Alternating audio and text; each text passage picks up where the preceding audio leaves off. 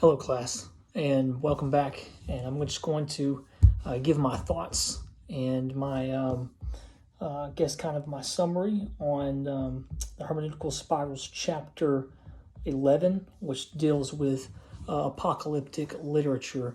And the word apocalypse is something that we use, in our world and in our vocabulary a lot of times when we're talking about the end of the world, the end of all things.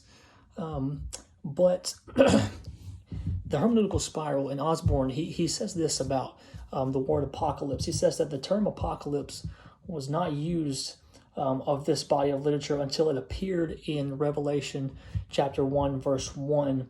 And then a couple of sentences down, he says this: the word meant to reveal or to uncover knowledge previously hidden, and so was a natural term to employ. So this word apocalypse, it means the revealing, and that's where we also get the word revelation.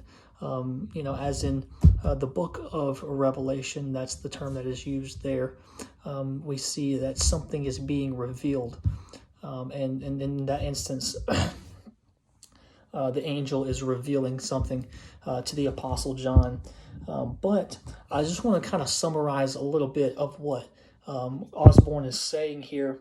But he gives these formal features because we know, and he's telling us basically that there is a difference between prophetic literature and apocalyptic literature, right? A prophecy can be, telling of the future, but it's not necessarily apocalyptic, tying into the end of all things. So there is a difference there. And he kind of tells us that a little bit about that here in the chapter. But the first of the formal features that he gives us, he says that a revelatory communication is perhaps the most common trait of apocalyptic literature, which means this. He's basically saying that there is an aspect to apocalyptic literature to where there is something that is being revealed about the end times. And then the next thing is that there is an angelic mediation most of the time in apocalyptic literature.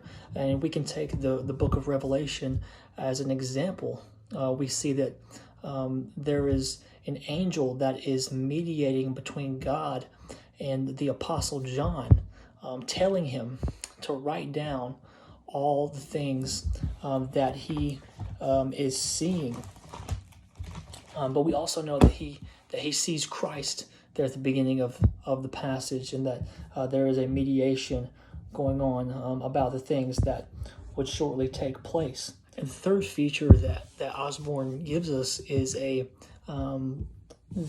discourse cycles, which he's basically saying that whenever there's apocalyptic literature given, whenever there is a mediation going on, there is whoever is mediating, whoever is revealing the things to the prophet or to the apostle or to the writer, they are telling them to write these things down. And that's what we see in the book of Revelation with the Apostle John.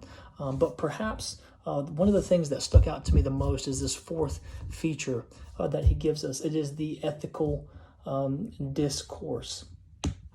And so the ethical discourse, this is what Osborne says about it here in this section. He says, while the prophets warned and castigated Israel, the apocalyptists comforted and confirmed the saints.